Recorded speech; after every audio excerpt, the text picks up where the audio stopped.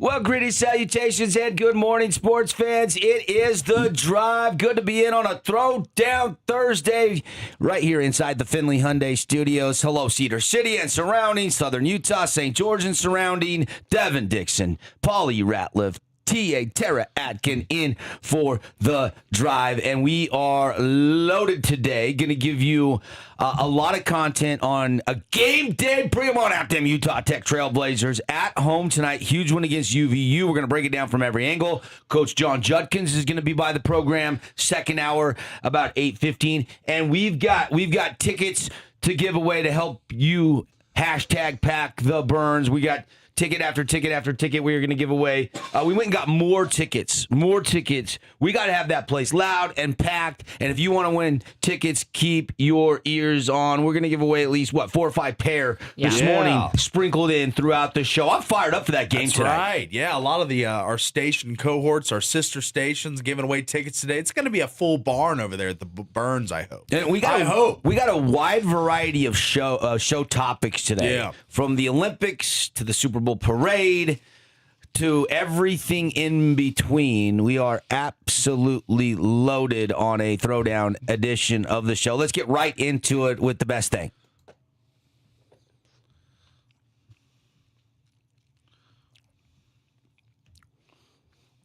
For me, it's just Seattle. I mean, the commute to work had a bit gridlocked yesterday.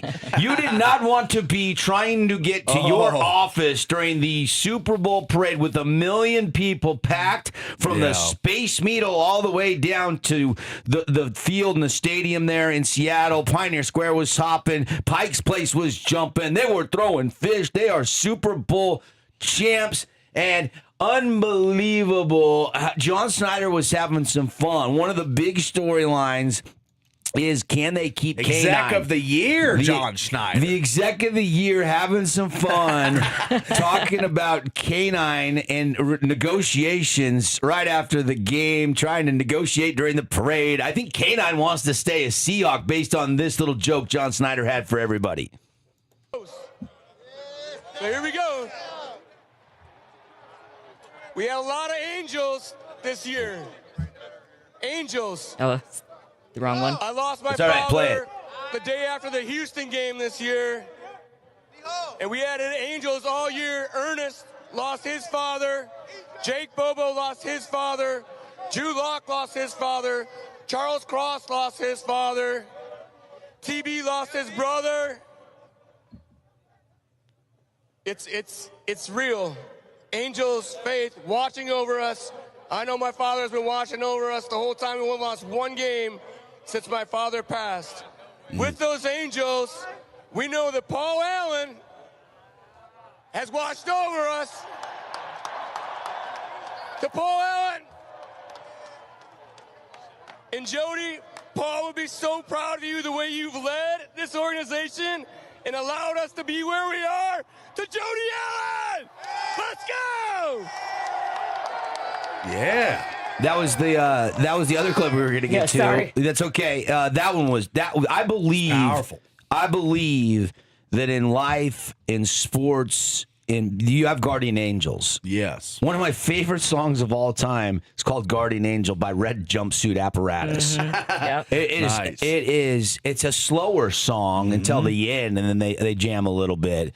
But there is guardian angels truly out there. And when you have that many people, there is an extra added element of motivation. You're playing for something bigger than yourself. You're playing as a tribute. You're playing in their honor. You're playing with a little extra emotion. I believe that John Snyder hit something there. That truly probably had a big push, more than the public knew.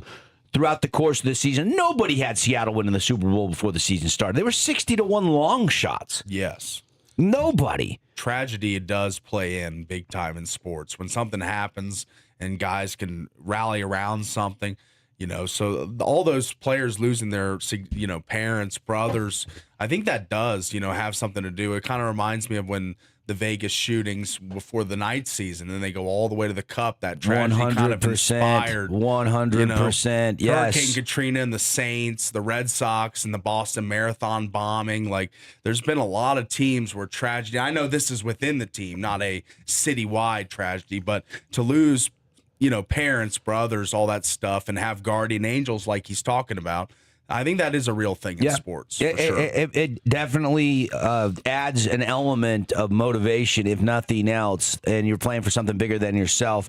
The other thing that was cool that kind of came out yesterday was Mike Macdonald stacking wins. Did you see this?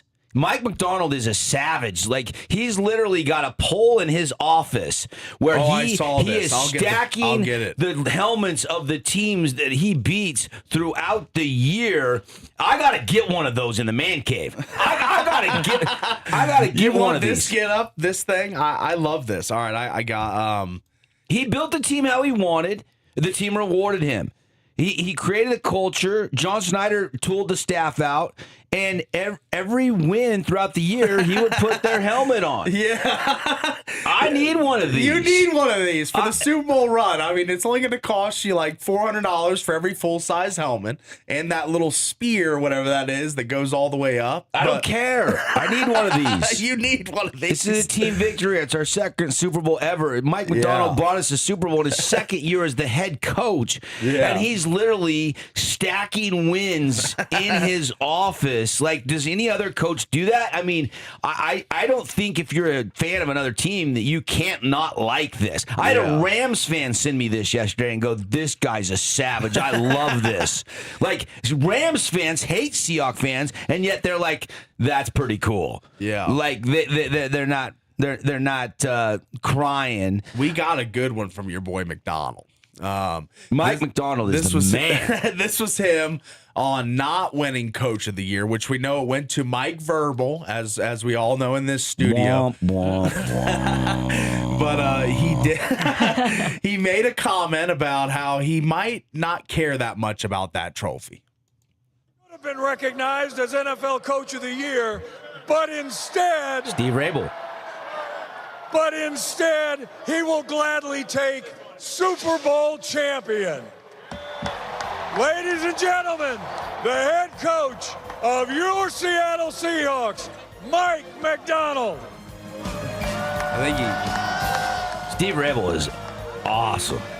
When I'm not watching, I'm listening to Steve. I think we'll take this trophy instead. Yeah, that was the mic drop moment for him. He's instead of the Coach of the Year trophy, he's like, I'll just take the Lombardi. Well, you know, we came back in and we did our awards picks on the show, and I lost by 1 to Tara, and I lost on that pick. I had Mike Macdonald as Coach of the Year. I forgot there's an East Coast bias in the writers that vote for that award. I forgot that you know. They had the same amount of wins. I forgot that their division was a lot easier that the Patriots play in. I mean, I'll give it to you. Buffalo's a good team. Yeah, Buffalo's a good team. You split with them. The Jets and Dolphins are bad. They're terrible. That's okay, but here's the thing, that Vrabel came in and turned that team around in one season. He doesn't have a lot of high-skilled, talented players. What did Mike do? Did he not turn around the Seahawks in 2 seasons? He still has to a the lot Super Bowl? better players than what the Patriots have. Like, would you take Jackson Smith and Jigba, or would you take Booty or Stephon Diggs? Which one is the better player?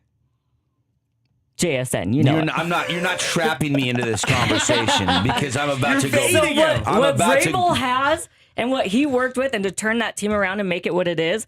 Vrabel got fired in Tennessee. Do you remember that? That's old news. You're the king of old news. Yeah, that's old news. That is old news. The new news is Seattle won the Super Bowl over Mike Vrabel. If there's any kind of consolation prize, the Lombardi Trophy will just have to do. That's what McDonald just said. He's like, I'll take this trophy instead. Yeah, I'm salty. I love Mike McDonald. I know. Like, look, Vegas had Seattle predicted to win over under 7.5 wins. Probably about the same amount as New England. They were 6.5. Were they 6? 6.5. Okay. So it's not like there's that big a discrepancy on what the prognosticators thought that was going to happen.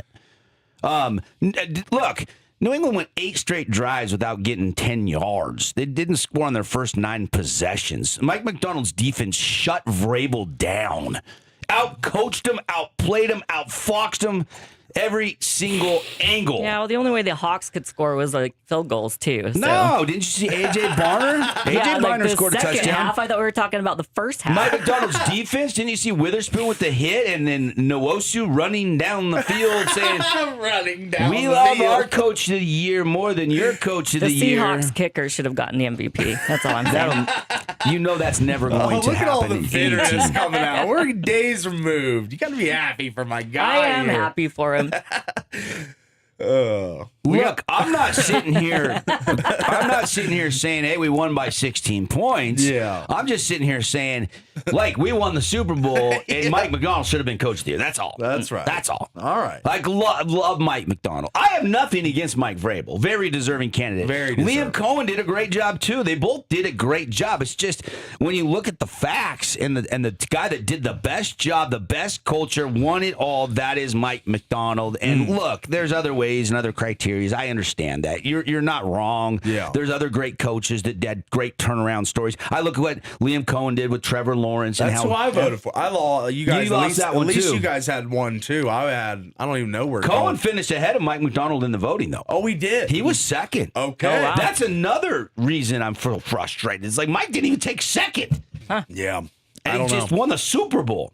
I know it's a regular season And the award, Jags had an but we won the amazing most game. games we've ever won in franchise history. It's hard not to give it to McDonald. More than Mike Holmgren won, more than Tom Flores, more than Chuck Knox, more than Pete Carroll. We won more games than any other season in Seahawks history and still not good enough to get the Coach of the Year award. Sure. A guy gets fired and goes to New England and gets it. That it's just I just feel like the writers are all stationed in the Boston area to vote for this award. Okay, well, we got y'all stirred up here. Let's rear you back down, get you a clip that'll Yeah, get we're you. supposed to be celebrating. It was a parade day in Seattle. Yeah, that's right. We're stacking wins, literally.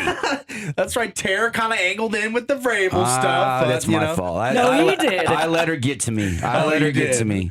All right, well, this was your boy, What Would John Do? John Schneider talking about Kenneth Walker and his might be trying to, get some dollar figures figured out even during the parade. Ken Walker being the MVP. Let's go! Woo!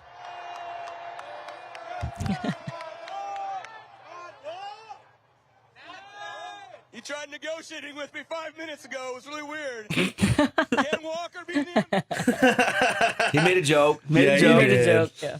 Look, Snyder's shrewd, man. Yeah. He's shrewd. He was commanding he was the big guy in the room Do yesterday. you think Kenneth wants to go somewhere else after winning the Super Bowl?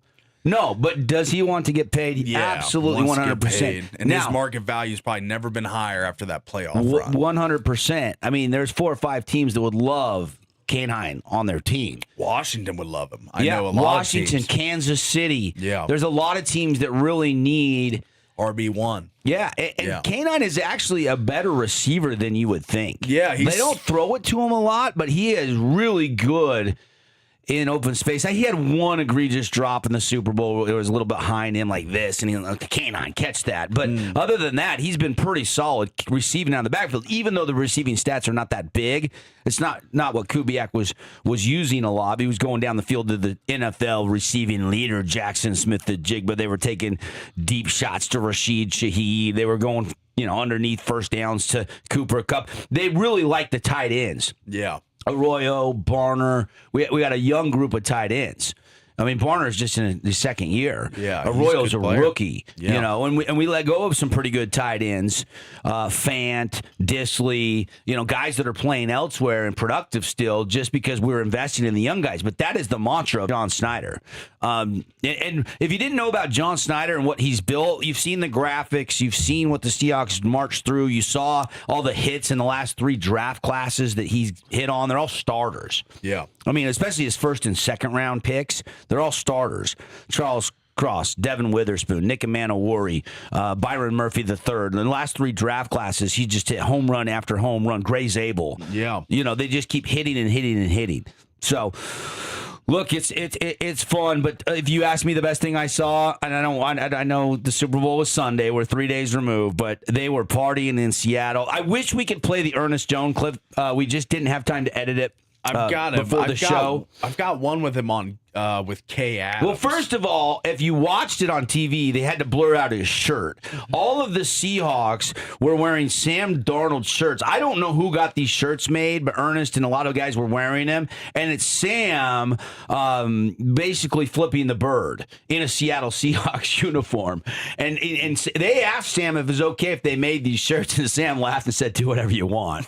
He's like, but Ernest Jones, they had to blur it out, but he gets up there and he's like, anybody, if you talk trash about my defense, if you talk trash about Seattle, our fans, if you talk trash about my quarterback, my offensive line, I've got 2 words for you. Blank, blank. Yeah. And you got guys at the parade podium, just backing them up and stuff. It's probably one of the great. I don't know who designed the shirt, but I'm seeing it now and up close and all.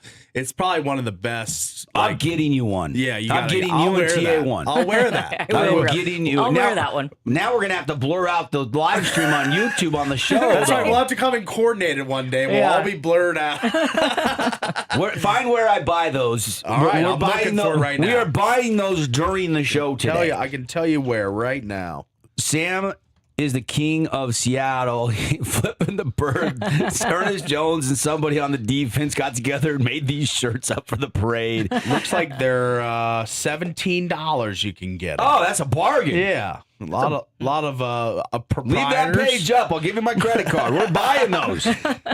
Is there a link to buy them right there? Let me see if this is the one with the cigarette and everything. Oh, this one is not. He's just got a beer. This isn't the official one. So now there's mock-ups. People are jumping on the money people train. Are jumping on this. Yeah. There's like 7 different ones when you type in Sam Darnold T-shirt. Yeah. Yeah. People are making some money out there. The close second to the best thing I saw, and I'll do this really quickly, then we get to you, Paul. Jaren Jackson's home debut last night for the Utah Jazz. That's right. 23 points, Jazz blow out the Kings.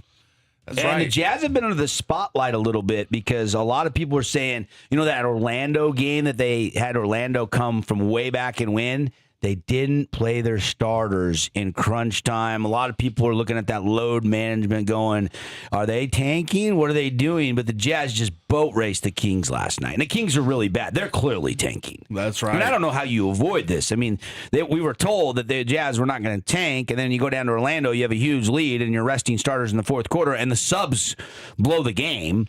And it's like, what are we doing here? Yeah. The Jazz want to keep their top 8 protected pick. Yeah. This is the last year the Jazz are going to try to be terrible before they really try to turn it on. That's right. And Jaren Jackson, the first piece of the next phase of the Jazz's development as a team. And Laura Green caught up with them in the walk-off interview they do right as the game ends. It's a pretty cool thing. By the way, I do. like Lauren Green. I think she does a good job. She does a good job. Yeah, Lauren Green. She's I think she's an up-and-coming talent as far as, and she's in the Salt Lake market. Maybe she wants to stay there. I don't know what her aspirations are, but I've been very impressed every time I've seen her interviews. She's very composed and asks good questions, and there's a few more that she asked Jaren Jackson. I have not seen this, though, so I hope I'm not wrong on this. She better not blow this, as I'm giving her credit. Yeah, right. She better have a grade A one here, but this was last night after the W. For Jaren Jackson Jr. standing by with LG. Thanks, Bowler. Well, Jaren, you've had 20-plus point games 3 times in a row as a Jazz man now. What's been working well for you? Credit to my teammates, man. It's been a great week. It's been crazy, but they made me feel welcome and comfortable, and I'm glad to get a home game in. It's been lit. It's been loud. I feel great. Well, speaking of your teammates, you and Lowry have already become a pretty dangerous duo on the court. What's it like playing with Lowry Look at and also your Keontae. other new teammates? Oh yeah, he can do everything on the court. This fan base know what he brings, and I'm happy to be out there with him, and we're gonna keep doing it.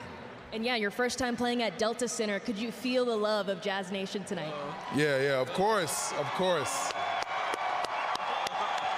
Key, what do you think about your new teammate? How's it been? Hey, shout out Trip, man. Shout out Trip, y'all. Congrats, Jared. Of course, thank you. Yeah, Keontae's like giving you the look like, how you going to answer this one, JJJ? Yeah. They call him JJJ. Yeah, Triple J. Triple J, I like Jared that. Jackson Yeah. Jr. Great experience. He did say, I was reading up on this game because I didn't watch this game last night. We were actually all out to dinner, which was great, by the way. Shout out Mr. and Mrs. Ratliff. The ski resort in Park City, his mom used to take him skiing in Utah. So he's like, his memories as a young man were like just how beautiful and snowy Utah was. Okay. It's not that right now. Yeah. Yeah, not a lot of snow this winter. A little global warming hitting the Utah region this year. Unfortunately, not good for our water levels. No. But he's an efficient offensive player. He can do it inside and out. Yeah.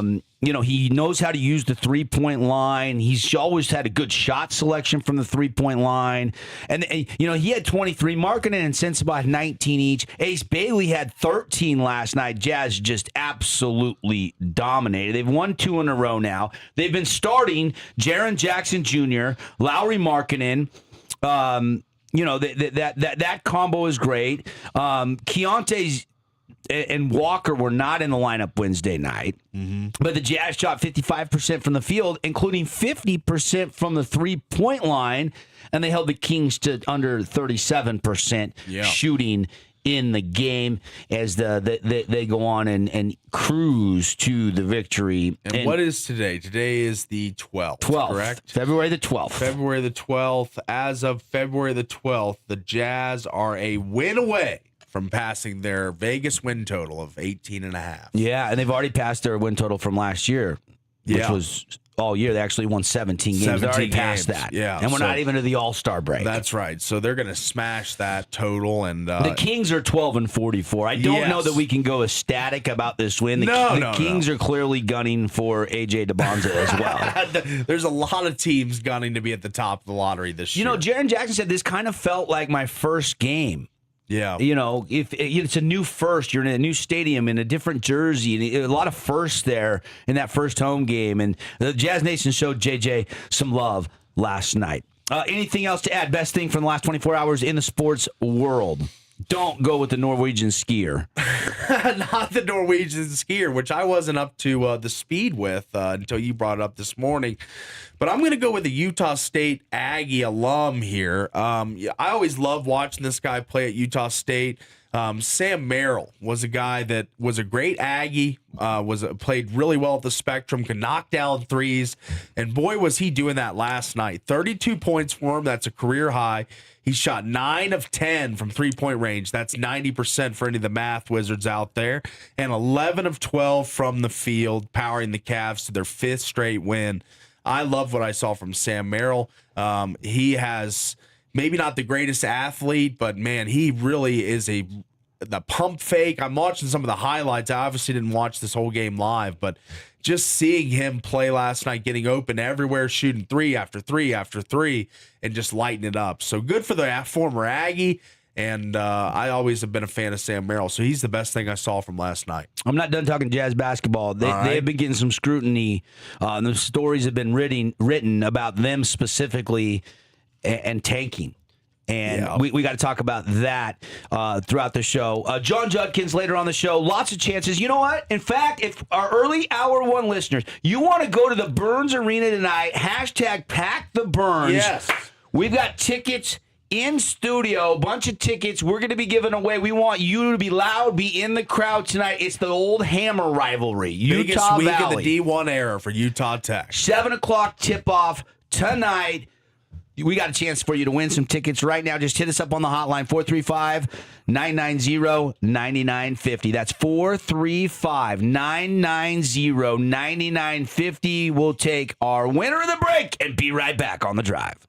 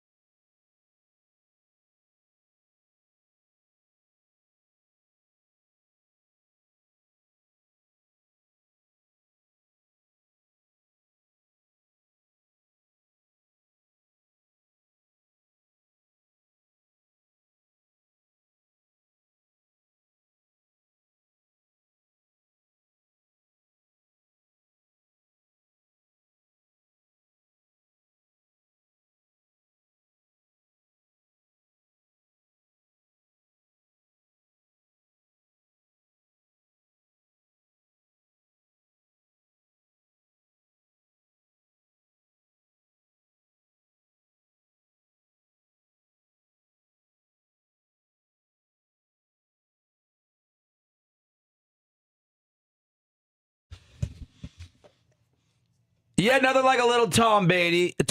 Rest in peace, Tom. Hey, this is actually the OAR remix. It How you is. like that? I'm surprised you didn't notice that. They did the tribute tour, and they did a bunch of his stuff after he passed a couple years ago. Yeah.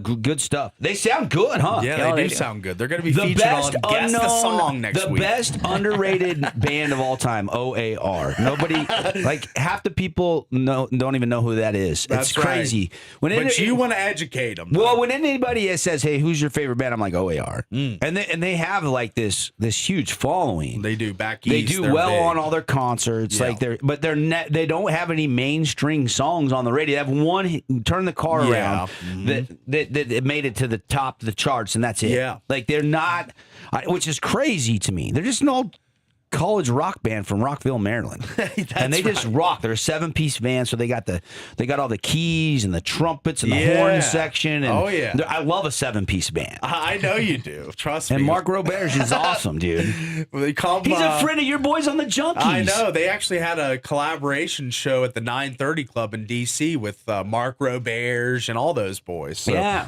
But I know next week, come Tuesday, on our voyage to Ogden, we will hear at least over under 5.5 OAR songs. Over. Okay. Well, depending on what playlist we're on. But Okay. yes. I mean, yeah. there's a good chance now I just put in OAR and make you listen to it the whole way up there. We could listen to their whole catalog and drive to Ogden and not even get through every song. That's They have a right. huge catalog, a Yeah. lot of music. A lot of music. You're right. There's a couple wacky stories today. And sometimes I hate stories like this. The Norwegian skier story. You guys, Yeah.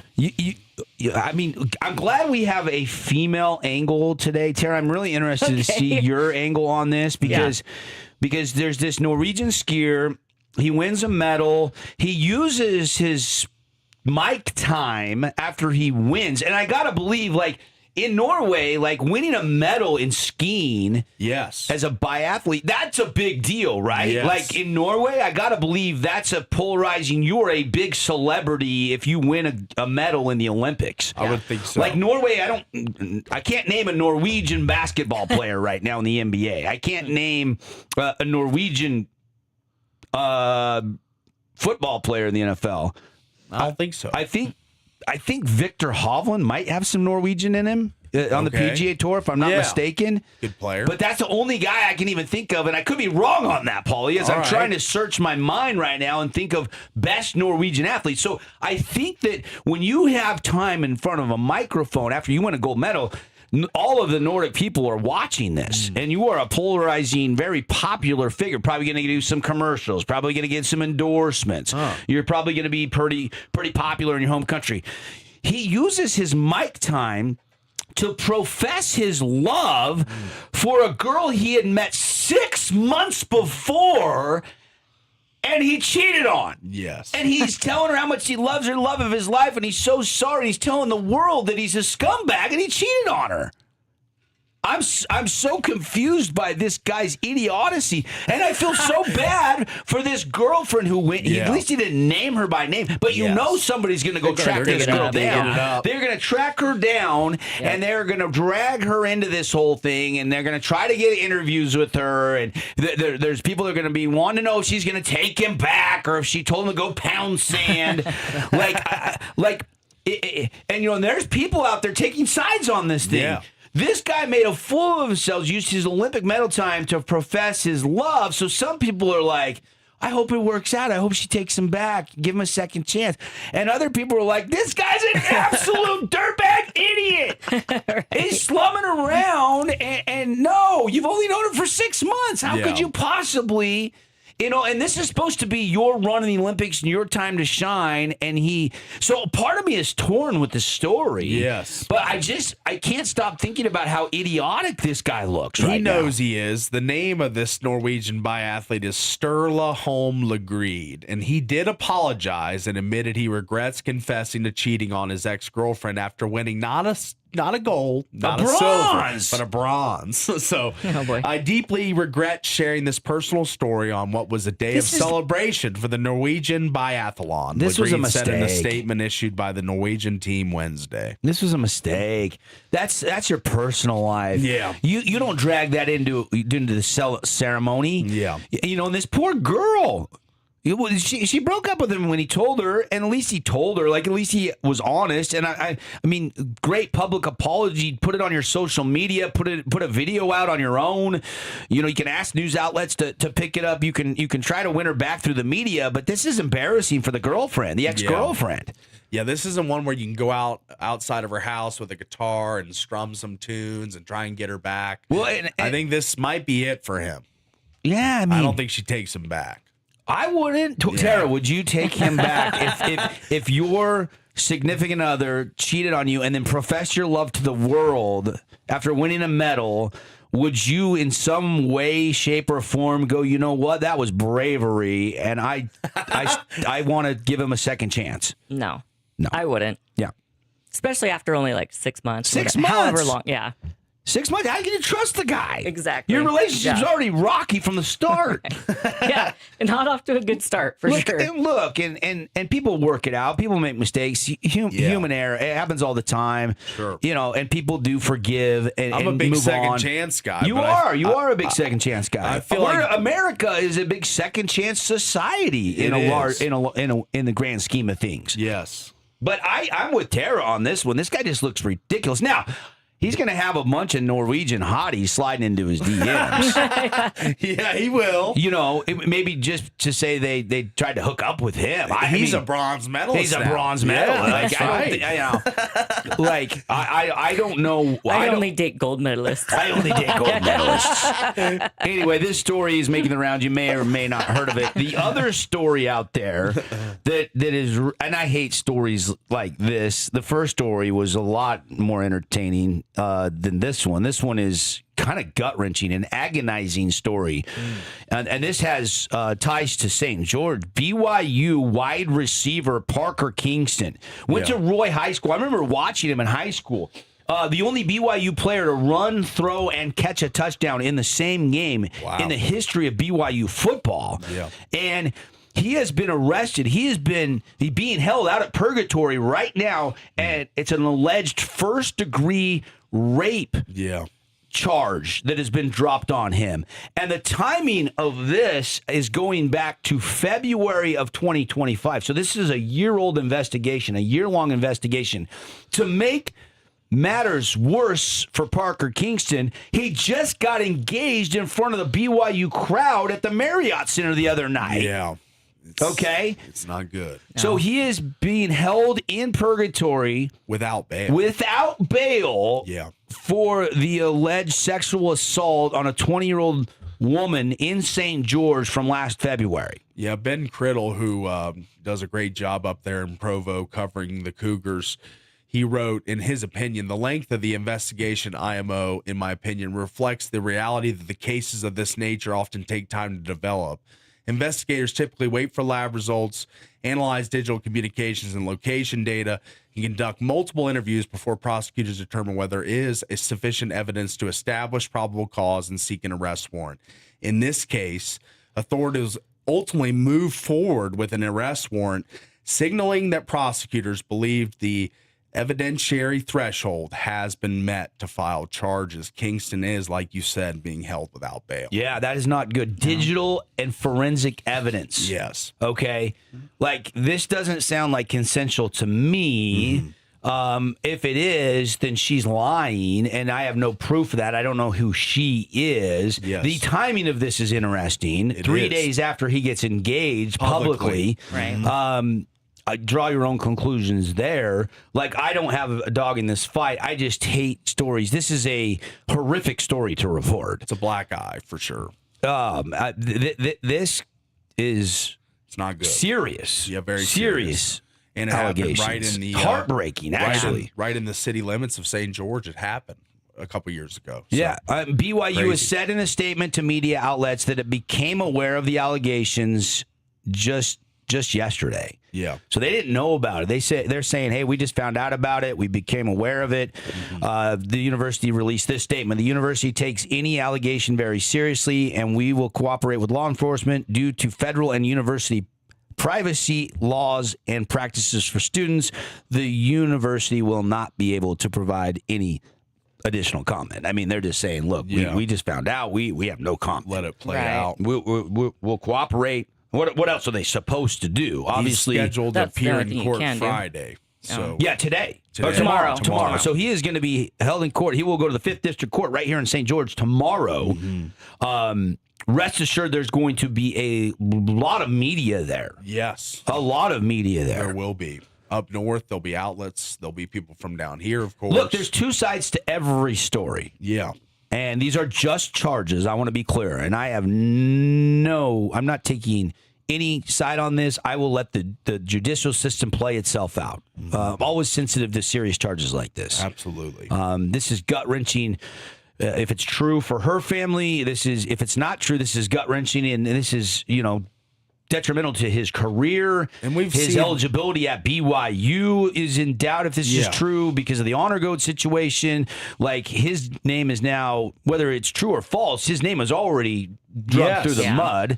Well, that who was the kicker for San Diego State years ago? It took years for him to get back in the league. His name was just crushed. I mean, he got those like gang rape charges with people at San Diego State, and he got thrown out. Followed him for years, and then finally, like years later, after all these teams passed on him, cut him, moved on, not signed him, it comes out that he never did it. Correct. So I mean, correct. So that's why I say I'm not taking a side on this. That's right. I have no opinion. Mm-hmm. Yeah, I agree. We got to wait for the facts to come out. Yeah. But, from what Criddle's saying, from what other sources are saying, it doesn't look good, but we'll find out tomorrow. All right, got to take a break. It's The Drive from the Finley Hyundai Studios. Show today brought to you by Coral Canyon Golf Course. Get out and play at Coral Canyon Golf Course. Go to the website, book your tee times there, or you pick up the phone, call the Pro Shop, 435-688-1700. Range is great. Practice facility. You got a chipping green. You got the big putting green. You got the Bistro 72 grill. You got the Pro Shop stocked up with all your soft goods and apparel. Coral Canyon Golf Course is fantastic. We'll be right back.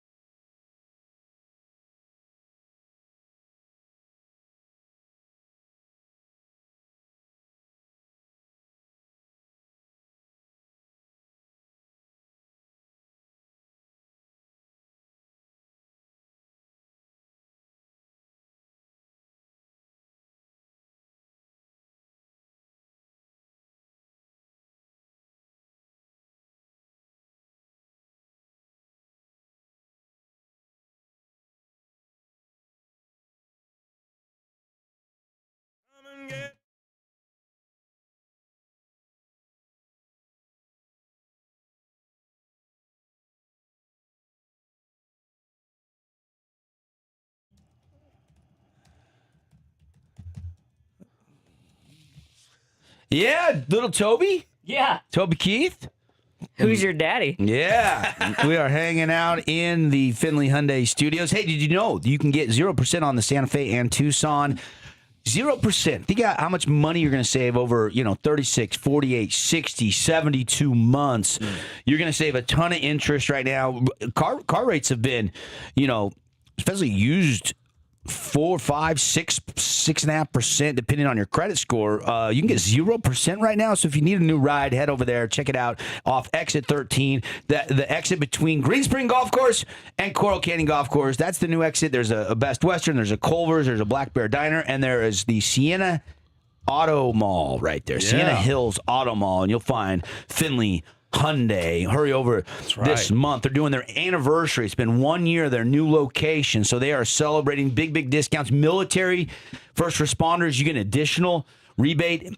If you go over there to Finley Hyundai, they take care of our military and first responders. Devin, Paulie, Tara here, hanging out with you on a Throwdown Thursday.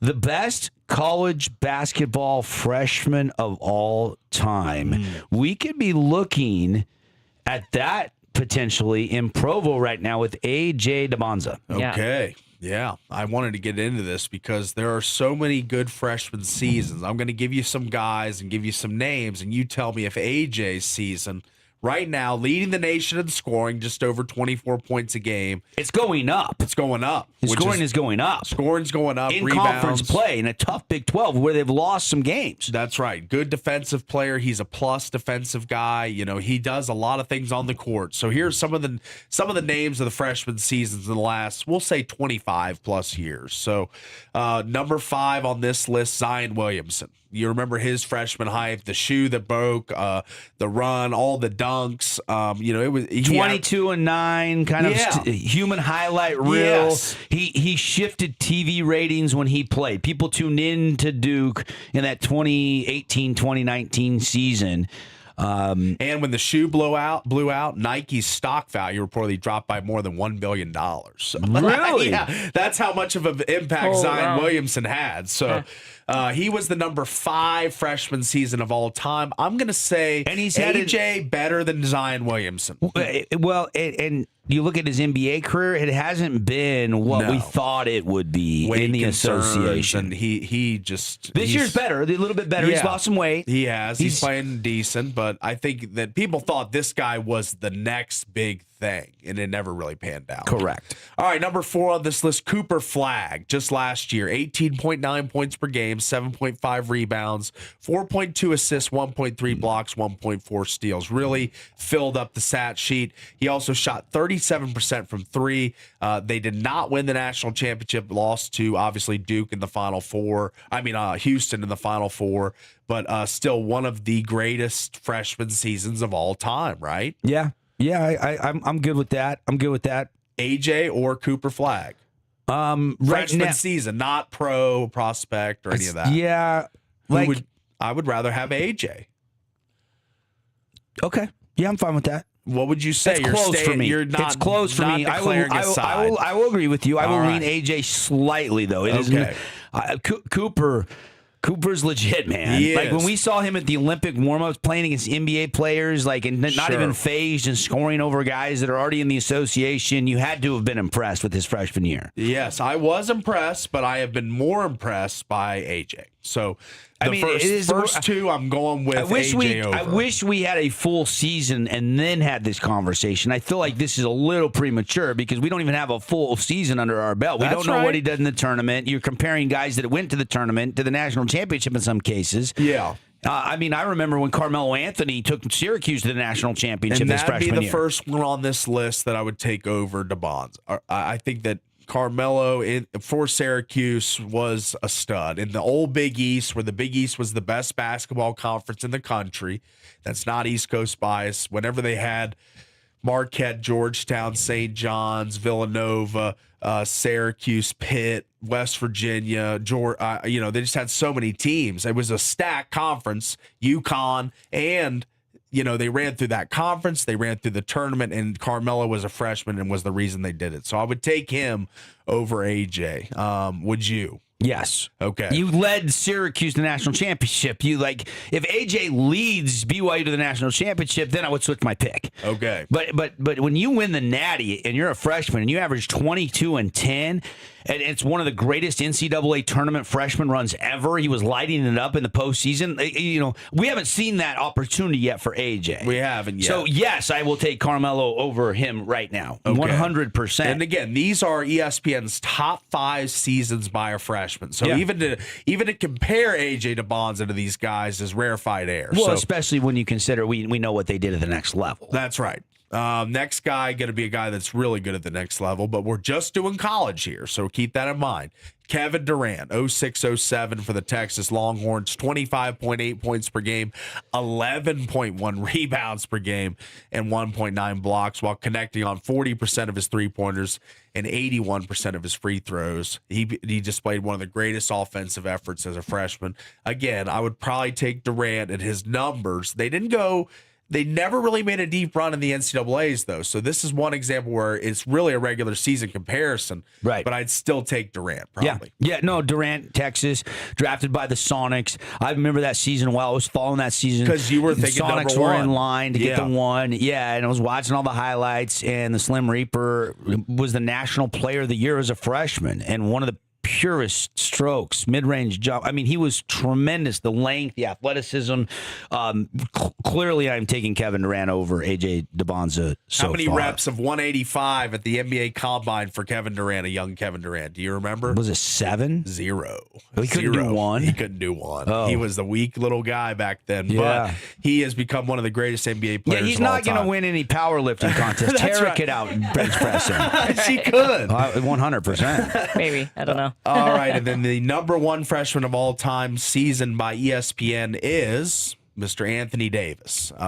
Averaged 14.2 points per game, 10.4 rebounds per game, 4.7 blocks per game. One of the greatest rim protectors. What about Lou Alcindor, Kareem Abdul-Jabbar? This is of the last 25 years. Oh. Yeah. So this is because he was on the JV team as a freshman. They wouldn't let him play varsity back in those days or something. Like I don't think didn't know Lou why you were Alcindor played 25 years ago. I think he played like 75 I understand years that. ago. I didn't understand the caveat there. Okay, yeah, it was of the last 25 years. So Anthony Davis, the number 1 overall freshman season, and I would take. What about him- Michael Beasley? Yeah, he was number 8 on this list. What about Magic Johnson? He's not in the last 25 years. Derrick Rose, Jahlil Okafor, some of the other guys, Jared Sullinger, John Wall, Greg Kevin Oden? Love, Tyler Hansbrough, Chet Holmgren. Chet. Some of the names. So but if you're building a starting 5, greatest freshman, as you call it, the Yes. 25 years in the last quarter century. I like this Who is exercise. your starting 5? Okay, so for my team, I would go Beasley and Durant at the forwards. I would go Beasley, probably small forward. Kevin Where are you Durant. going to put Carmelo? I'll let him be shooting guard. Okay. Yeah, I'll let him be shooting guard. I'll let John Wall be my point guard, and I will let DeBonza play 4-5. Well, no, I already. Oh man, it's hard. There's so many. You're starting 5. Yeah, I can't do a starting 5. There's too many good players that I like so much. Yeah. So You know who else was a really good one? Is Chris Jackson. Later, he changed his name, Muhammad Abdul Rauf or something. yeah. At LSU in the 88-89 season, he averaged 30 points a game. One of the Wow. best scoring freshman seasons ever. Yeah. And for context, AJ DeBonza's numbers, I don't think we ever read those off. 24.5 points per game, first in the country.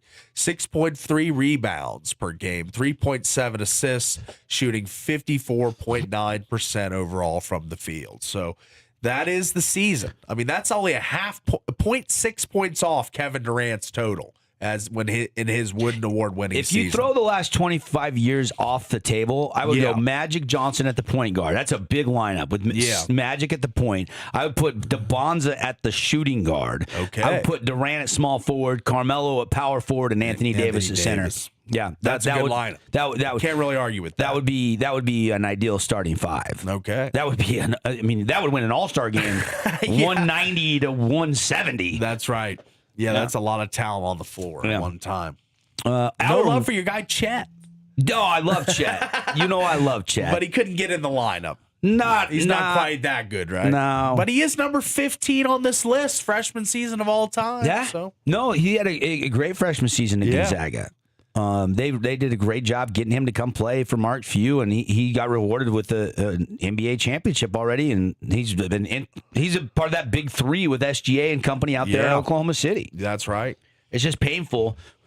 Bring my Sonics back. There was a lot of news the last couple of days. We haven't really got into that about Vegas and Seattle are the front runners. We should get into that after in the top 8 at 8. It's going to happen. It will. It's going to happen. We've been hearing about it for years. Yeah. And those have been the two front runners for years. I know there's a couple other cities that would like to have an NBA franchise, but you rest assured the NBA has seen the NHL expand with Seattle and Vegas and how well it's worked. Why wouldn't they add NBA teams to those venues? It's crazy how Vegas was taboo. I talked to my granddad. Really, only one place where there was no pro sports. They weren't allowed, like back in the day. Right. And now it's becoming the sports capital of the world. Till Oakland gets to Vegas. Yes. And you can go watch some baseball down there. Yeah, go see your M's. Yeah, division rivals. All right, hour 1 in the books. Hour 2 coming up. Show today brought to you by One Health of St. George. Looking for a doctor for the whole family. One Health of St. George. We'll be right back.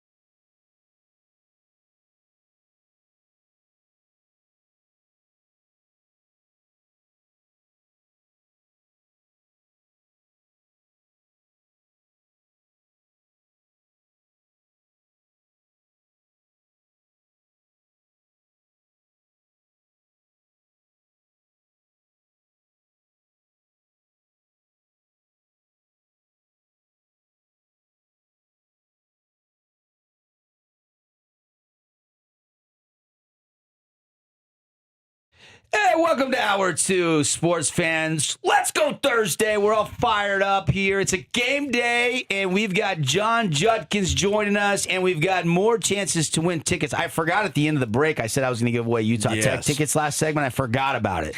So at the end of this segment, Paul, you, I, and Tara cannot forget. And then once Juddy joins us, we'll give a bunch more away after we chat with Juddy. So if you want to win Utah Tech tickets, keep us locked in. Here we go, Hour 2. Let's get you what's trending right now.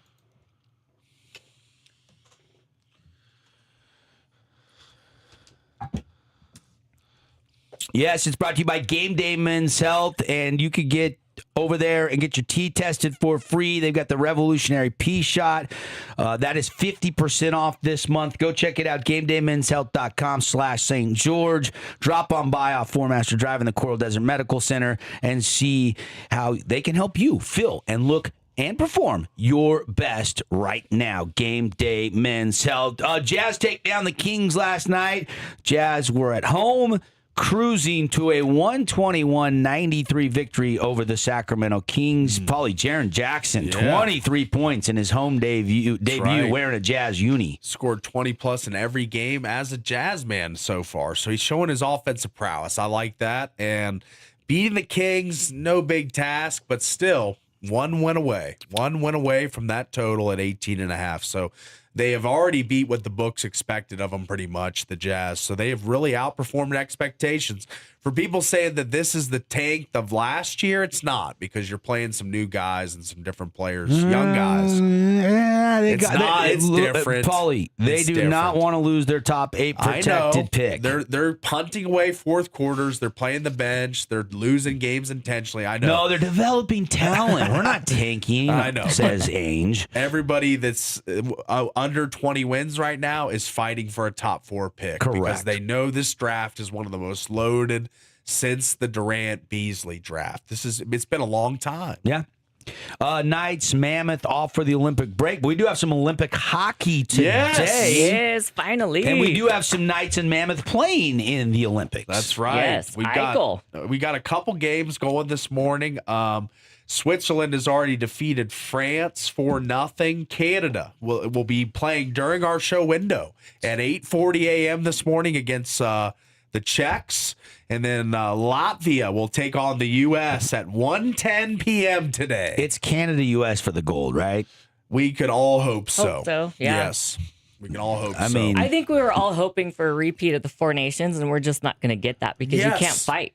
Fill in the listeners on that rule. Yeah, the Olympic rules are different. So fighting is an automatic ejection. Wow. It's not just a 2-minute, 5-minute major penalty. It's an ejection. Wow. Yeah.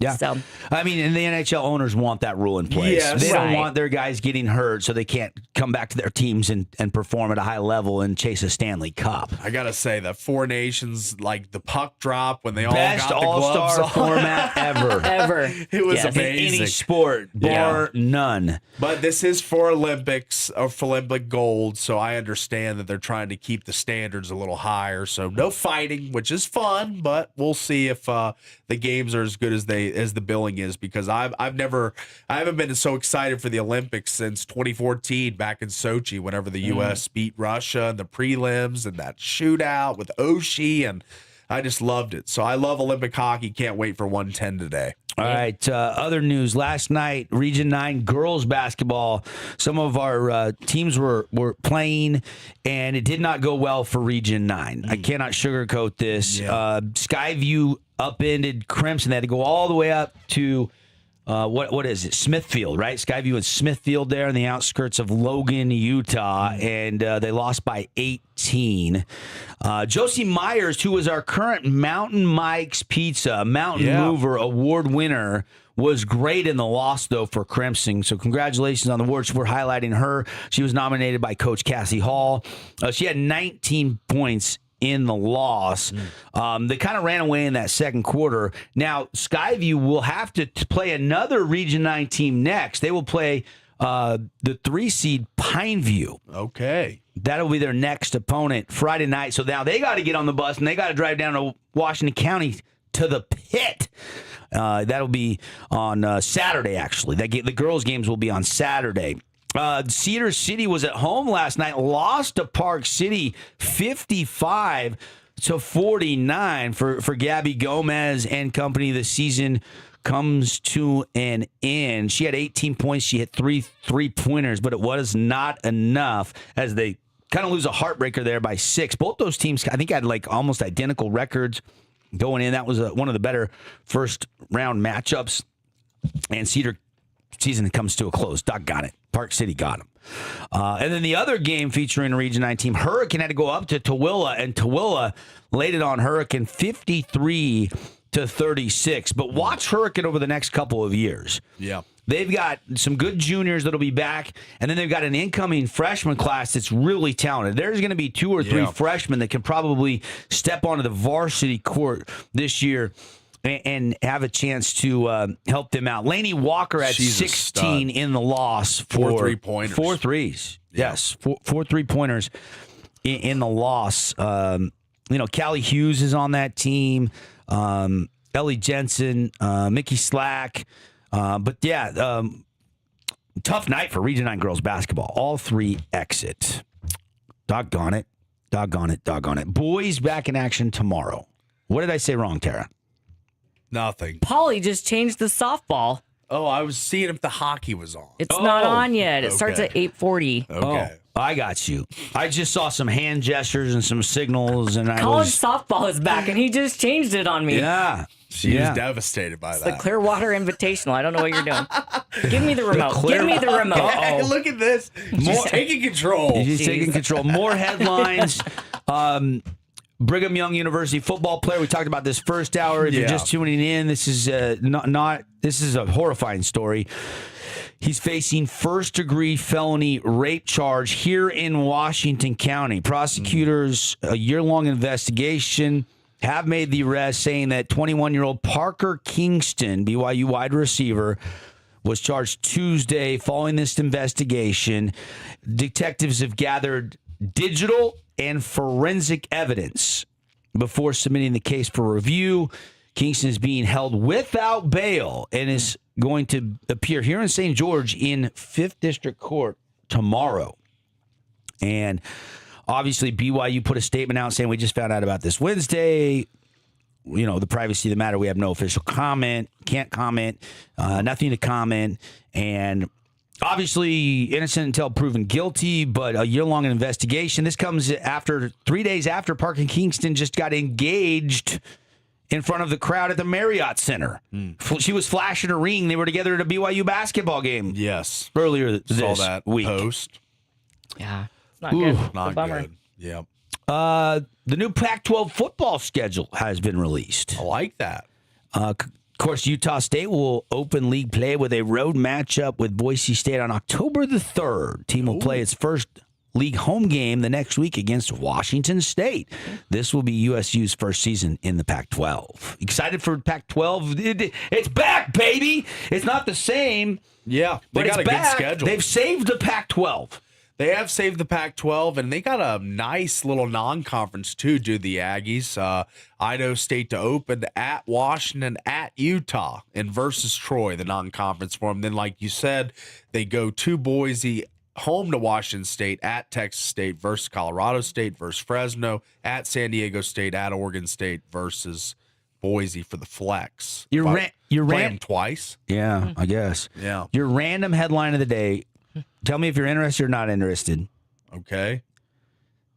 Let me see how I want to spin this. I'll get right to it. Spud Webb has got a documentary All right. that is set to come out this year. All right, I'm in. Stature isn't measured in inches. A documentary will soon be released about Spud Webb, an NBA star who made waves becoming the slam dunk champion despite standing a mere 5'7". The movie will feature interviews, footage, looking at Webb's career as he played for 4 NBA teams, and it's coming out later this year. Pretty cool. That's going to be good. I'd watch it. Yeah. 5'7" Spud Webb. Yeah. That's cool stuff. I'd be in. Yeah. All right. Let's see. Any other headlines I missed?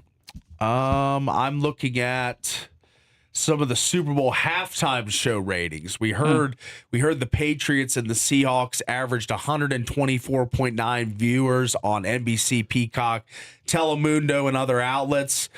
This fell short of, like you said yesterday, the 127. But the Super Bowl halftime show, the Kid Rock one peaked at 5 million, and the Bad Bunny one peaked at 21 million. So I would say that's quite a bit of discrepancy there. So a lot of people just stuck with the main halftime show. Sure, I mean, a lot of people are socializing, going up to get refill the chips and dip and the beverages, and go to the bathroom, whatever. And you had to really want to like jump on the remote control and what was it only streamed on YouTube, the Kid Rock thing, or was it on a network? Was it on USA? I think it might have been on a network. Its YouTube figures were 21 million. But Bad Bunny's YouTube figures were 61 million. Wow. So there was quite a discrepancy on the TV and the internet for or the digital way to view the show. So interesting. Yeah.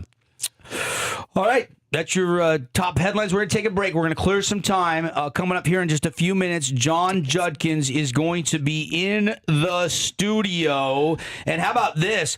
We do have a couple select tickets left to give away. We're going to do that right now. If you want to fire up the phone lines, 435-990-9950. If you don't win tickets and you're alumni of the university, Dixie Junior College, you were Dixie State, doesn't matter. If you were alumni, you win on campus as a student. A Rebel, Red Storm, correct. Whoever. Trailblazer. Yeah. It doesn't matter.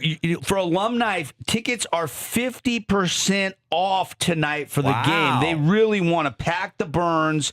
And alumni can actually check in. They'll get a free gift or a free treat. And they'll be in a raffle for some swag. So it's kind of alumni night at the Burns Arena for the old Hammer rivalry tonight against Utah Valley University. That's pretty cool. Of course, UVU beat Utah Tech by 9 or 10 in the first meeting up in Orem. Yeah. But this one at home, Utah Valley only 3-6 on the road. Utah Tech 8-2 at home.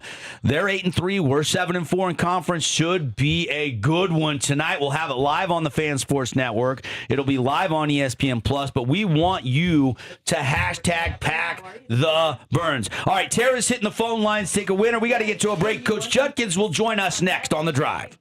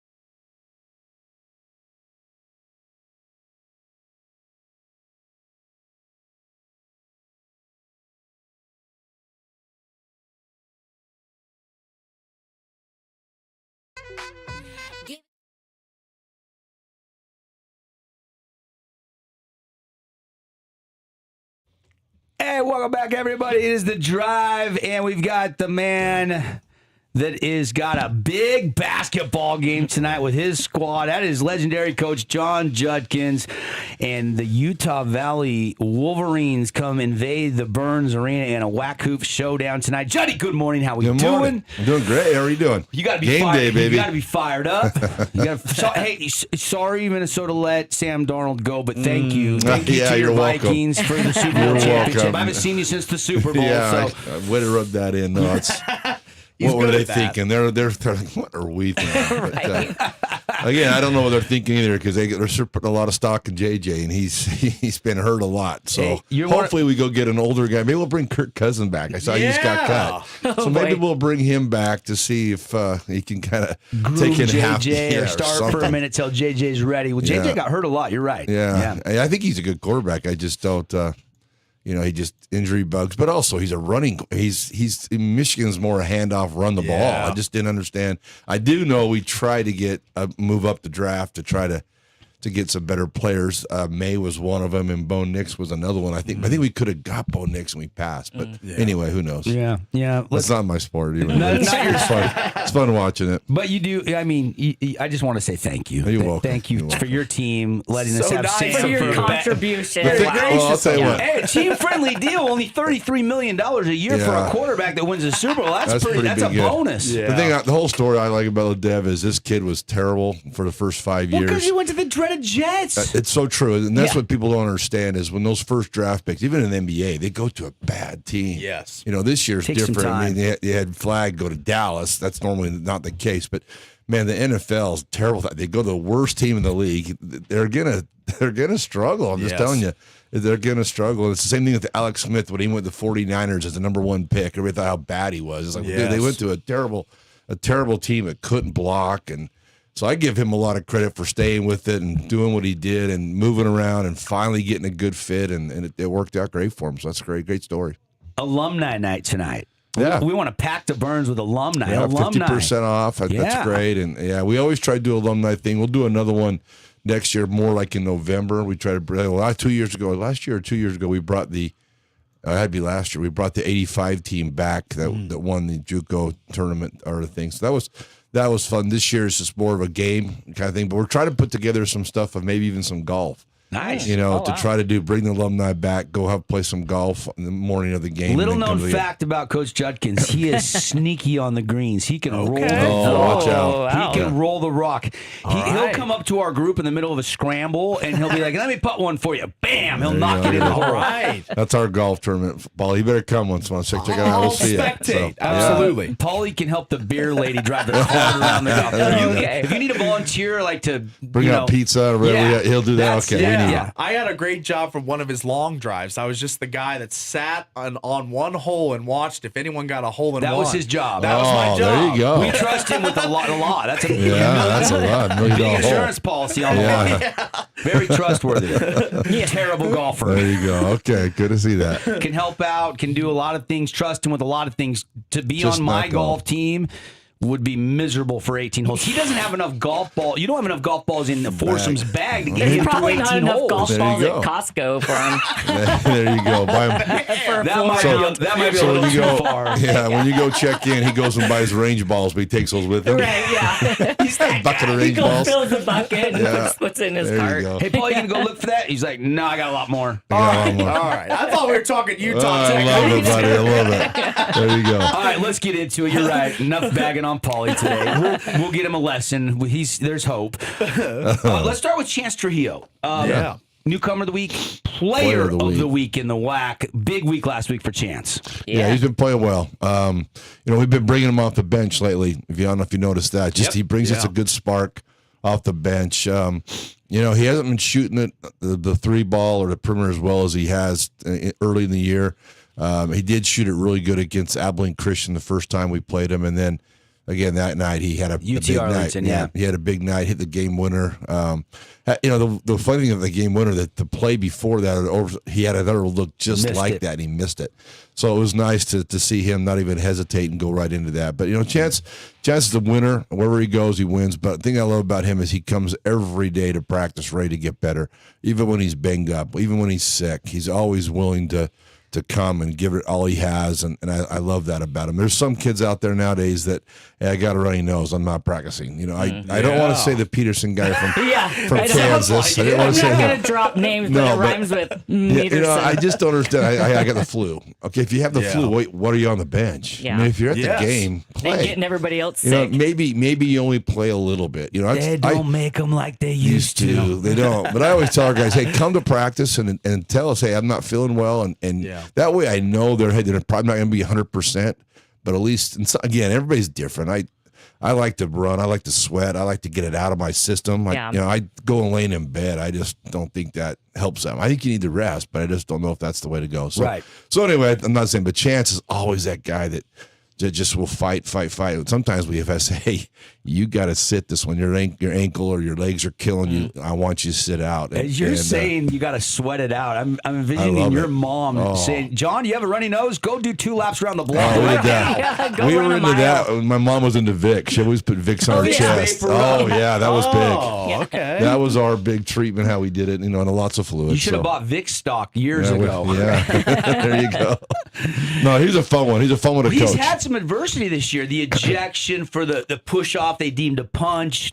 And, the other time he got a technical foul and then got another technical. He's had some adversity this year. Well, that one too, he fouled out of the game. That was he already had his 5th foul, so he was frustrated. But no, he's a competitor. Yeah. I love it though. Yeah, he wants to win and he hates losing, and he'll do whatever he can. And sometimes it's a little intense, but he means well. He means well, and I love having a guy like that on my team. I got to ask you about a sequence or two from the last game. You're playing UT Arlington. Things are getting heated. It's crunch time. You go on to win it in double overtime. There was 2 exchanges between Juice and Noah. They were at each other a little bit out on the court. One frustrated with another one, and the other one saying, "No, that's on you." I mean, is that a commonplace thing, and is that a good thing in some way for your guys to self-correct when the mistakes are made? Yeah, it is. I just don't like the way they were doing it, the body language they were doing it. To go talk to each other. And I think what he thought is we thought he was cutting to the basket, and he was floating to the corner for a 3.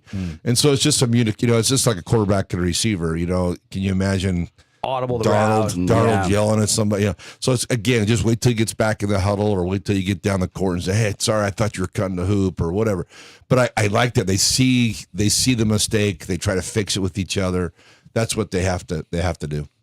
Coach, obviously Todd Phillips going to be on the other sideline tonight, or across from you on the sideline tonight. Here we go, fishing for a storyline. No, I'm just saying he's done really well at UVU. He's had the most wins in the first 2 years of a start for a coach, with that 26-10 mark a year ago. So, man, I mean, you had him on your staff at Snow, so this is a guy that you know. No, he sat on the bench at Snow. He's got a bone to pick with Juddy. Okay, there you go. He's got a bone to pick with Juddy because he didn't get as many minutes in college as he thought he should. Right, there Coach? you go. Yeah, there he goes. He thought, hey, I'm going to go into coaching because I'm going to do the same thing he did to me. No, he walked on our team. He walked on our team from Idaho, and he was a great player too as well. He practiced for us and did all those things, and then he went to Westminster and played there, and then he coached there for a little while as an assistant coach, and then got the head job, and then went to Salt Lake Community College. So he's done a great job. I kind of look at some of the guys that I've coached, and they've gone on to coach somewhere else, and I didn't realize I have quite a few of them. The tree is getting big. Yeah, cool. So Todd is doing well at Utah Valley, no question about it. Yeah. What's that relationship like? It's good. It's good. I'll call him on things. We have our meetings. We'll get together and talk about stuff. Or when we're doing a Zoom call, I'll text him and say, what are they talking about? What is the WAC talking about? Because Billy's a character, man, from the WAC.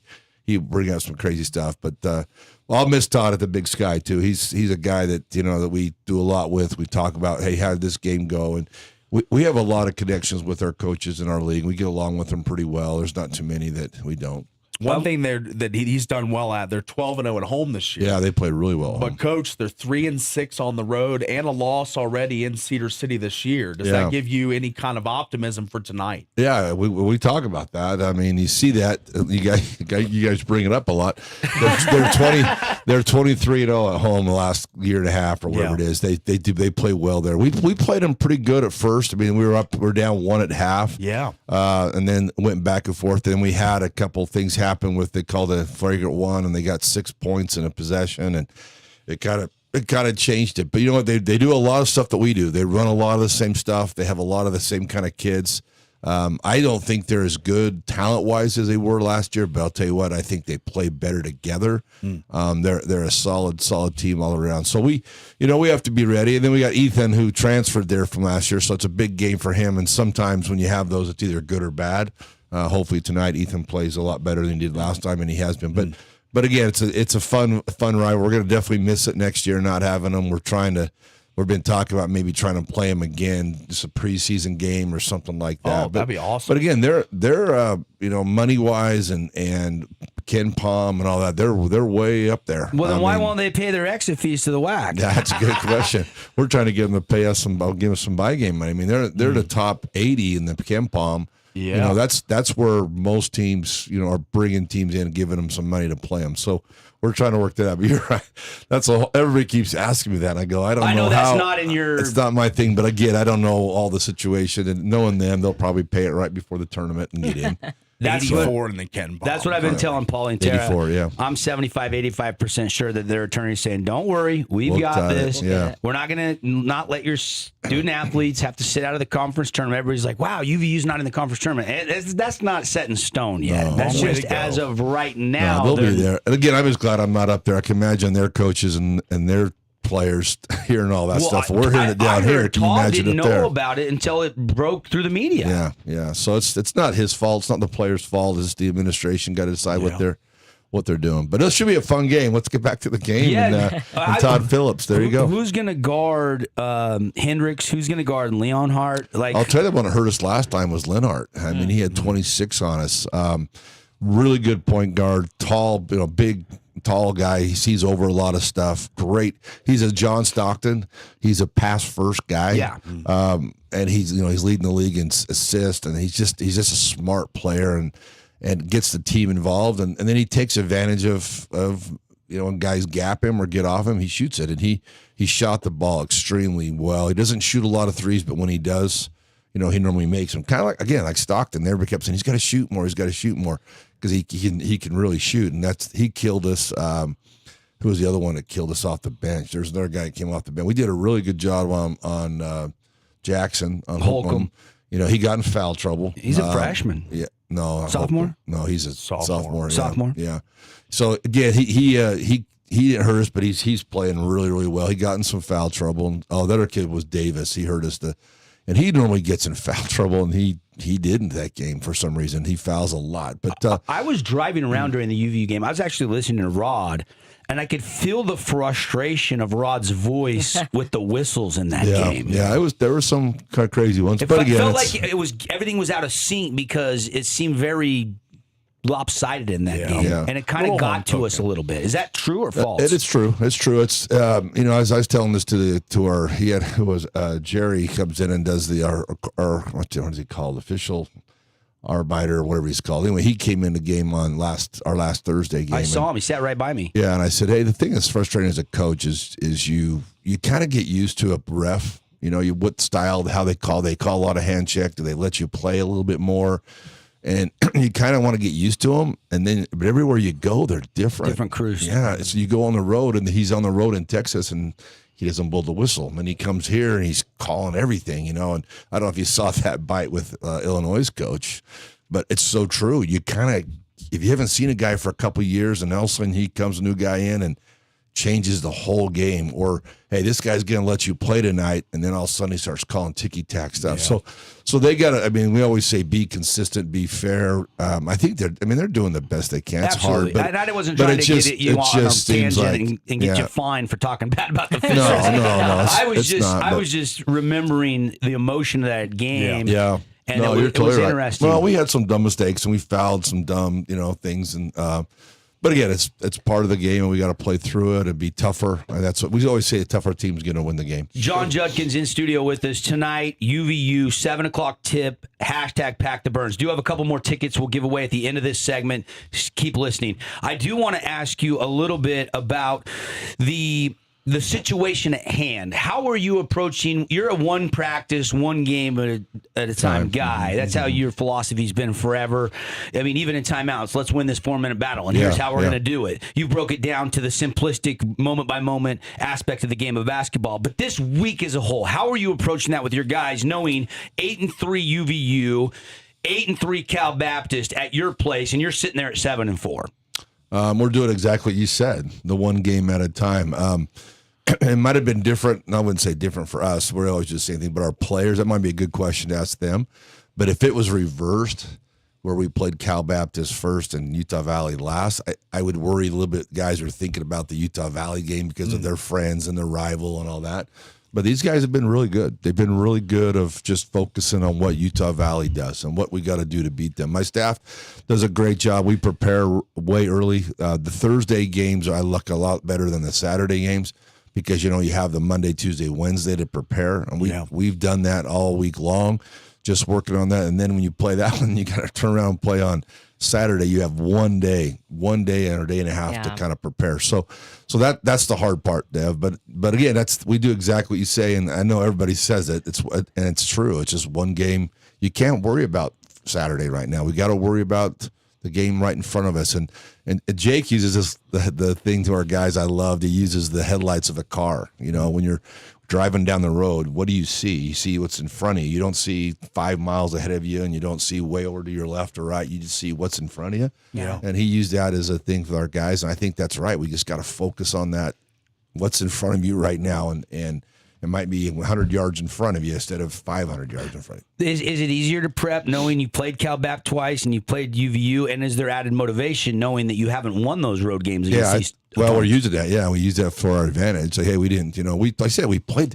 When you go back and we have the Utah Valley one's kind of weird because we haven't played them for almost a month. Where the Cal Baptist, we played them almost back to back. It was really close. So that one was a little different. A week and a half apart. Yeah, and so that one was a little bit easier, more to prepare for because they already remember everything. This one's been at least a month away. So it's good to bring them back. But we show them, the good, the bad, and the ugly, and we say we could do this better. But look what you guys did. These are things that we did well. And then they remember, they click, oh, yeah, I remember, and so that's what we kind of use to our advantage. But, yeah, I'm excited. It'd be good. Coach, just wanted to go back to the first matchup and a little bit on tonight. Dario Domingos had an amazing game. Wondered what the deployment for him is tonight. And then obviously Ethan Potter got in some foul trouble in the last game. Yeah. How is he going to be super effective in his minutes on the court, but he just wasn't on the court a lot of the first half. They run a lot of guys at him. They make it difficult for him. What are the plans for your bigs tonight? Well, we just got to go hit Ethan in the head. He got his stitches at the last game. He got hit in the head and was bleeding pretty good. And he comes back in with his headband on, and he makes like 3 straight baskets. So, so we're going to go hit him in the head to start the game. There you go. That's our first thing. No. Not with the bat. Just tap him. Little tap. Love tap. Yeah. So no, you're right. He did get in some foul trouble, but Dario's been playing well lately. He played really good in Texas. I thought he played really good here against UTA. When Ethan went out, he came in and scored. I think he had 3 or 4 straight baskets. I don't know if you noticed, but when Madiba's gone out, we've had to change our lineup a little bit. We had to go to our subs a little bit more. We're subbing quicker. Yes, I've noticed that. They're still playing the same minutes, but we're subbing them in and out faster. So they're a little bit more fresh. Instead of playing 5 to 6 to 7 minutes in a row, they're playing 3 to 4, and then they come out 3 to 4. And so that's what we're trying to do with Ethan. That's what we're doing with Dario. That's what we're doing with Toby. Those 3 are kind of the ones playing that 5 spot, and even Toby's playing a little bit more of the 4. So we love Dario. I think he's doing. I think you get him on the low block and get him the ball. I don't think there's anybody that's going to stop him unless they double team him. Yeah. We just gotta continue to get him to go up and down the court. Yeah. And he's playing about 2 or 3 minutes this time. Then we get him out and we get him back in and get him back out. But he'll be a big part. Again, Utah Valley knows Ethan. Yep. They know what they're going to try to take away from him. And one thing I love about Ethan's game is he shares the ball. He'll take what the teams give him. If they double him, he'll kick it out. He's not a guy that I got to get mine. He wants to win, and then if teams double him, he'll find the open guy. And he's a very good passer. And I always joke with our guards, I don't know why you guys don't throw it to him, because he will throw it out. Yeah, he's not a black hole. Some guys you throw it to, you're not going to get it back. So I can get why they don't want to throw it in there, but he is really a great passer, and so hopefully our guys will see that and get him the ball and get him started early. Got to get him going early. It's funny, him and Jackson, they were roommates, and that first game, they both played terrible. They both were on the bench. They both were foul trouble. They want to play each other so bad. I think they kind of probably overdid it. But Ethan's got to have, for us to win, Ethan's got to have a good game. This will be the 13th meeting. That's it. 13th meeting between UVU and Utah Tech. Last time you guys beat them was at home in 2023. It's been over 3 years since you beat UVU. Well, last year, it's due. We're overdue for an oil change.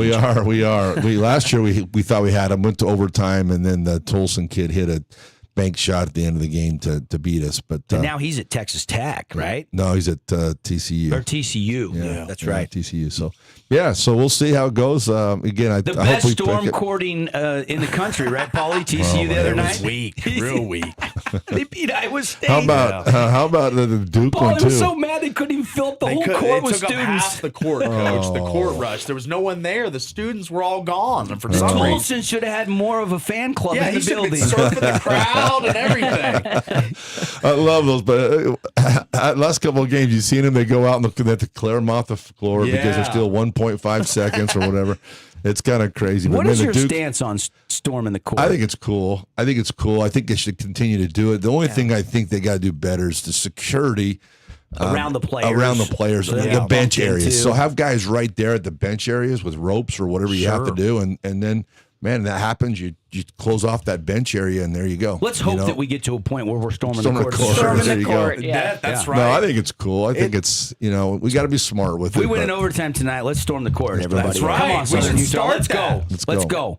I'll throw my microphone down and I'll run out there. You'll lead the way. Yeah.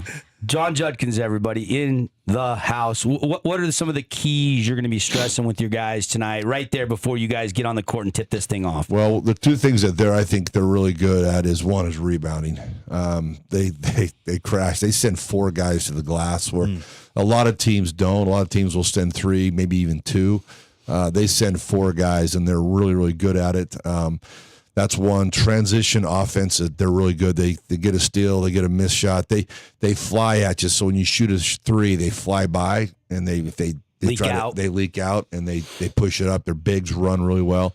So we got to make sure we get back in transition. That's huge for us too as well. And then again, we just got to be tough with the ball and execute. They're a very good defensive team. They'll try some different things on us, but there's some openings. Watching film, there's a lot of openings that we got to get the ball out and go. But they're solid. They run a lot of stuff. We run a lot of the same stuff. You could see a lot of the same things that you see it back and forth. That's the same play. They do a lot of things that we do. They share the ball. We got to be tougher. We got to be tougher tonight, and we always say that the tougher team normally wins the game. So it's going to be a fight. We got to get people there and pack the Burns again. Like in our last game, I think our crowd got into it when we went to that second overtime, and I really believe that helped us have that momentum to push us over the edge to win that game. And it's that anybody with the Seattle, the 12, the crowd matters. That matters. It's huge. It's huge. And you our student body and everybody else. The WAC. It's not easy to win on the road in this conference. It's very hard. Very, very hard. We've won 3 this year. Last year we won 0. So it's hard, and let's make it hard for Utah Valley to come in by bringing in people.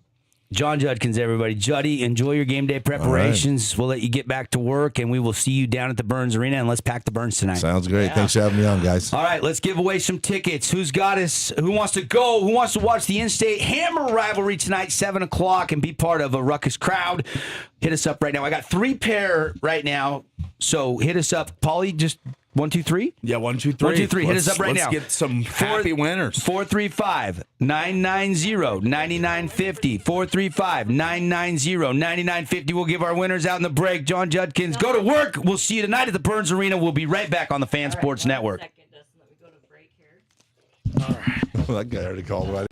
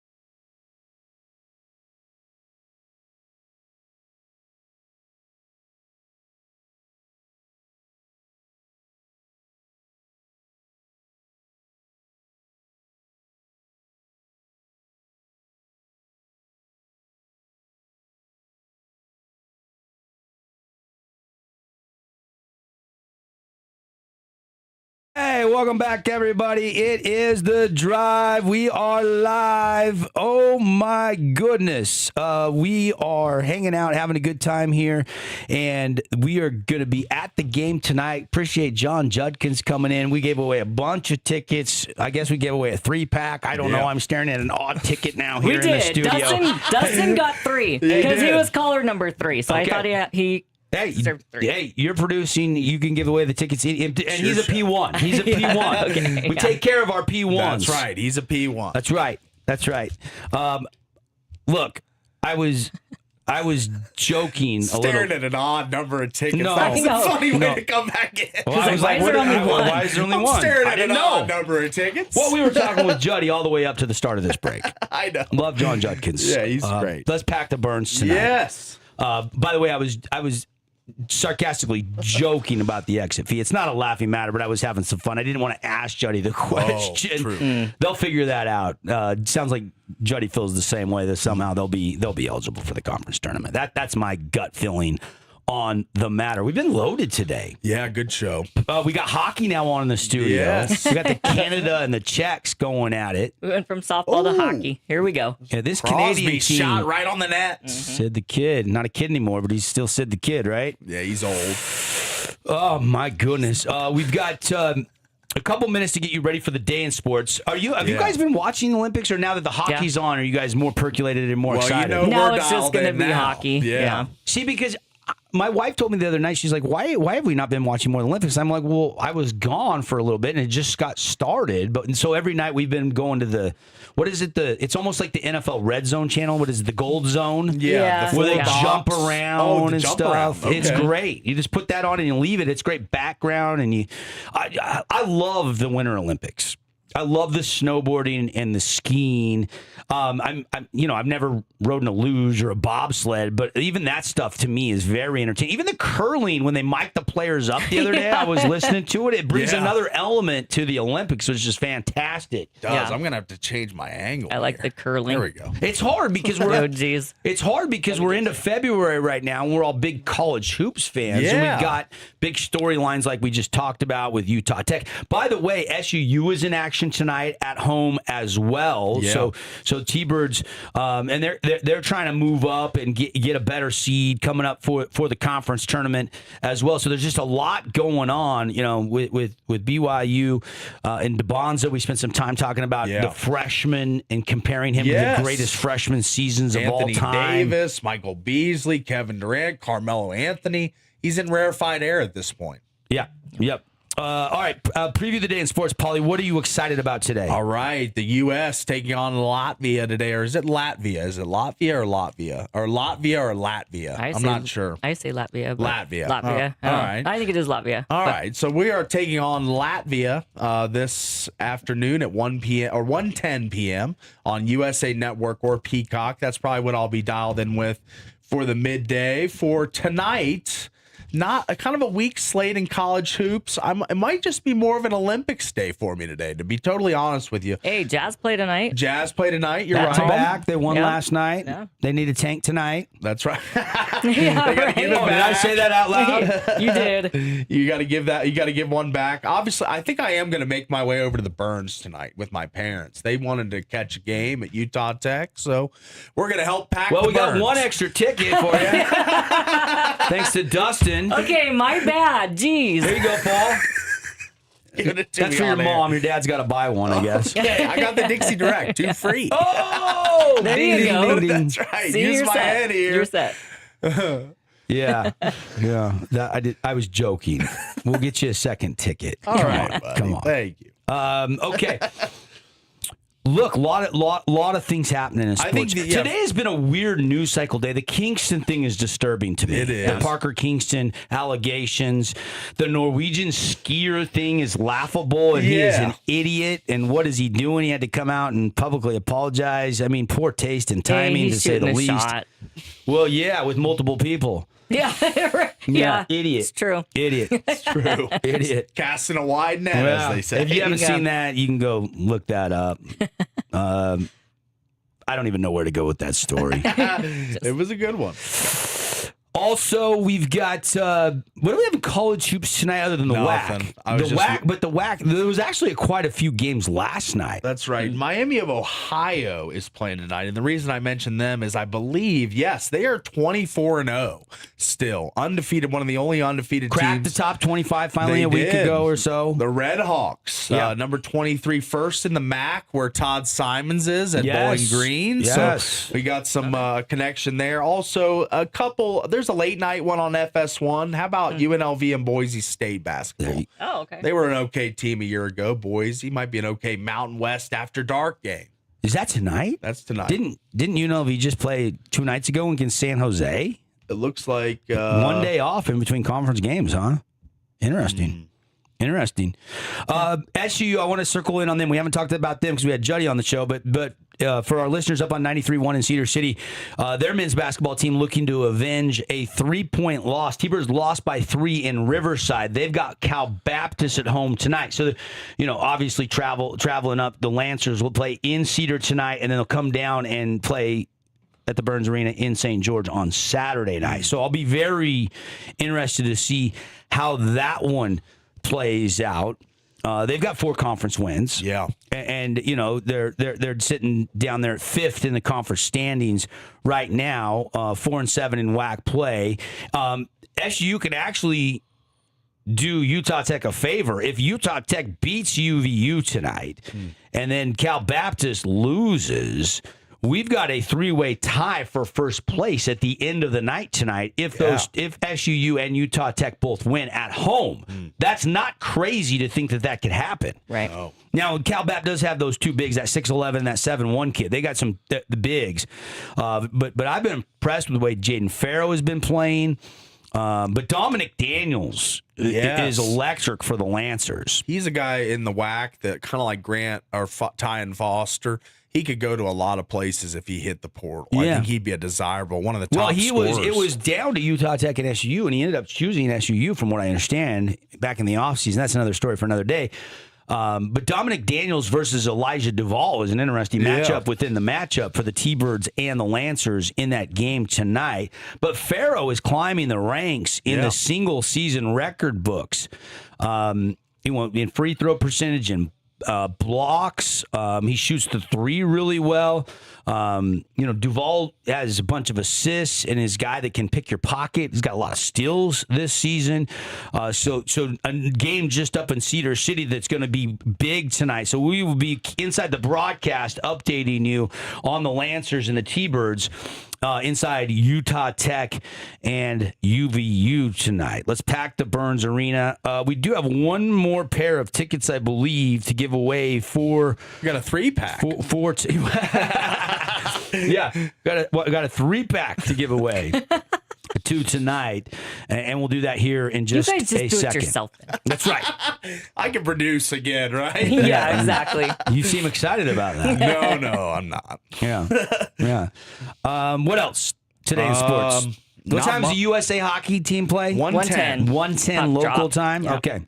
Okay. Will you be tuned in? Yes. Don't you think? You're asking. I know you will. Don't you think Canada 3-0, USA 4-1 or something? Don't you think they're going to both roll today? Yeah, Canada's off to a little bit of a slow start. No, so the we'll see. The Czechs, that's probably the toughest team in their pool, right?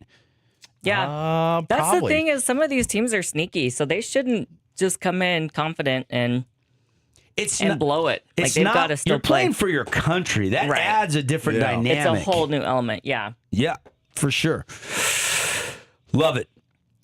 Okay, anything else? Rate the show. Paulie, rate the show today. We were busy. John Judkins. We recapped the girls' basketball from last night. Unfortunately, the 3 Region 9 teams that were playing yesterday in the first round of the 4A state tournament all lost.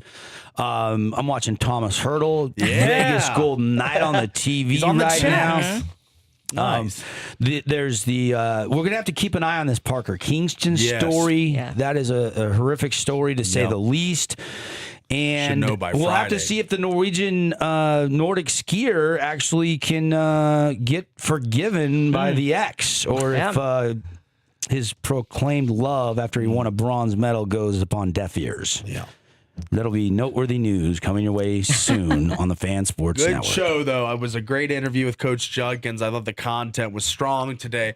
I'm going to go 9.6 out of 10. Wow. Yeah, 4 ticks off a perfect show. Wow, was it the ticket giveaways that were a kicker for you? We had a lot of people winning Utah Tech tickets. Well, We've given away 5 or 6 pair already today. That's right. And we gave away a 3-pack, too. But remember, if you didn't win tickets, because we have one last pair we're going to give away. If you did not win tickets, if you're alumni, tickets are 50% off. You get entered into a raffle tonight, and you get a little prize, a little gift as well, a little treat. So that's alumni night tonight at the Burns Arena.